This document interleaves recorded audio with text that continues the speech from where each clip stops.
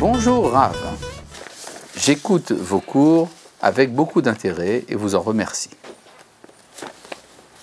Concernant le rapport du judaïsme au christianisme et à l'islam, votre discours de vérité franche a pour fondement l'antériorité du judaïsme, dont le christianisme est issu, et à la source duquel l'islam a puisé. Cela implique que ces religions ont tout le moins un devoir de gratitude.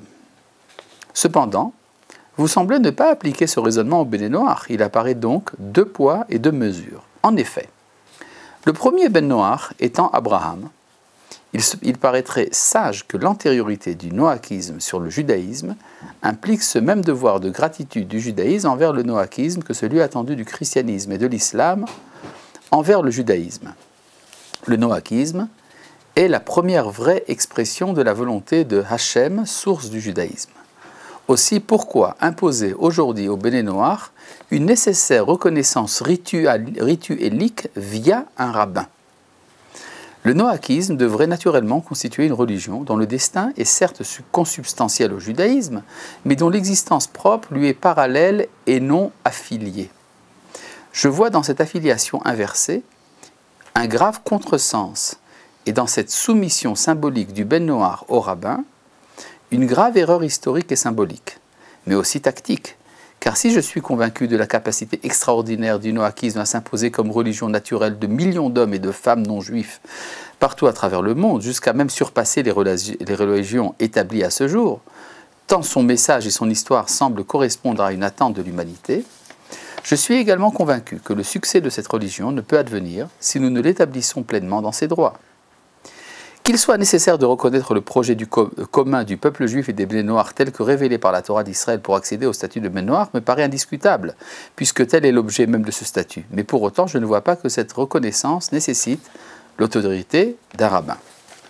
Les Ben Noach, dont la parole reçue de Hachem est source du judaïsme, sont naturellement affranchis de l'autorité de ce dont ils sont la source, quand bien même leur statut est explicité par la Torah. Aussi, il m'apparaît, en l'absence de précision de la Torah sur ce point, que la seule formalité pour accéder à la qualité de Ben Noach est la reconnaissance du projet commun révélé par la Torah d'Israël, et que les Ben Noach sont fondés à se reconnaître entre eux indépendamment de toute intervention rabbinique, et fondés à être reconnus naturellement par le peuple juif dans les mêmes conditions.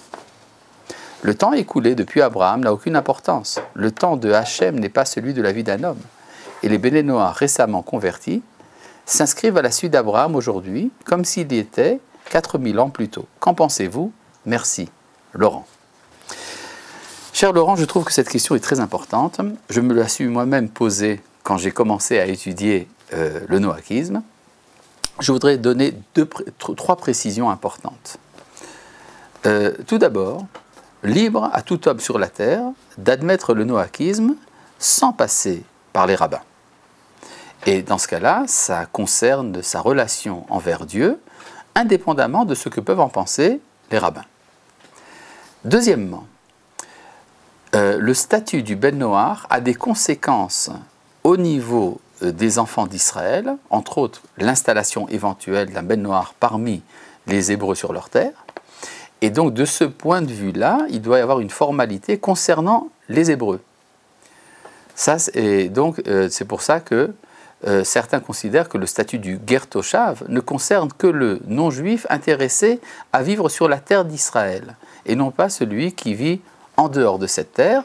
Cela est discuté par les rabbins de différentes opinions. Certains, effectivement, admettent votre opinion, qui n'est pas d'ailleurs la mienne. J'ai une lecture des textes de Maïmonide et du Talmud qui exige effectivement de passer devant un tribunal rabbinique, mais vous pouvez effectivement admettre l'autre opinion. Mais là, je voudrais rentrer dans quelque chose de beaucoup plus profond.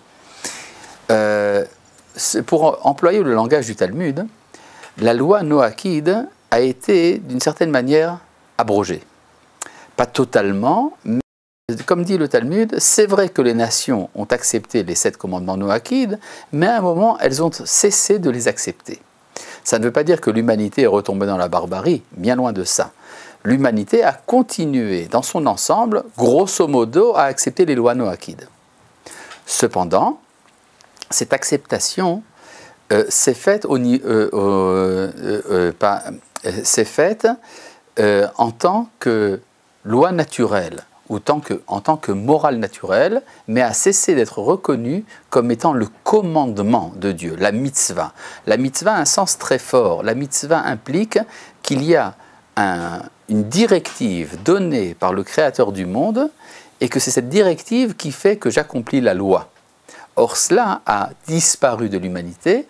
Un exemple d'ailleurs historique assez proche de nous, c'est le paulinisme qui a dit « tout est permis, mais tout n'est pas convenable ». C'est-à-dire qu'il faut continuer à accomplir la loi, mais non pas en tant que loi. Et c'est pour ça qu'il faut passer devant un tribunal pour que ça redevienne une loi. C'est-à-dire, étant donné que le souvenir de la loi noachique a été transmis par les rabbins d'Israël, c'est eux les dépositaires de cette connaissance, et donc quand un non-juif veut accepter la loi noachique en tant que loi et non pas simplement en tant que législation naturelle ou en tant que morale naturelle, eh bien, il doit officialiser son retour au statut antérieur de l'humanité à l'époque où elle acceptait la loi. Et donc, c'est la raison pour laquelle on demande de faire une sorte de formalité de ce genre qui vient exclure l'individu de l'état actuel de l'humanité qui ne se contente que de la morale naturelle pour revenir au statut de ce qu'on appelle Metsuvé Veosé, de celui qui a reçu un commandement. Je voudrais vous raconter à ce propos une anecdote.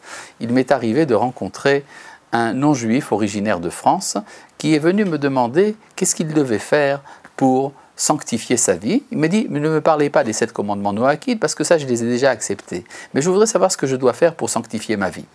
Alors au début, je lui ai dit, vous n'avez qu'à prendre du judaïsme, ce qui vous intéresse. Il m'a dit, non, mais pas du tout. Si c'est la parole de Dieu, c'est à vous de me dire ce que je dois faire.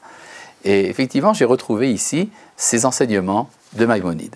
Il y a aussi un autre point qu'il faudrait soulever. Vous savez qu'à chaque fois que dans l'humanité, il y a eu des inspirations tirées du judaïsme, et qui, comme vous le connaissez bien, puisque vous en avez parlé, on a souvent pu voir des déviations. Il est nécessaire qu'il y ait ce qu'on appelle une sorte de tampon de cache-route qui serait nécessaire pour valider les différentes formes religieuses que vous pourrez prendre le noachisme.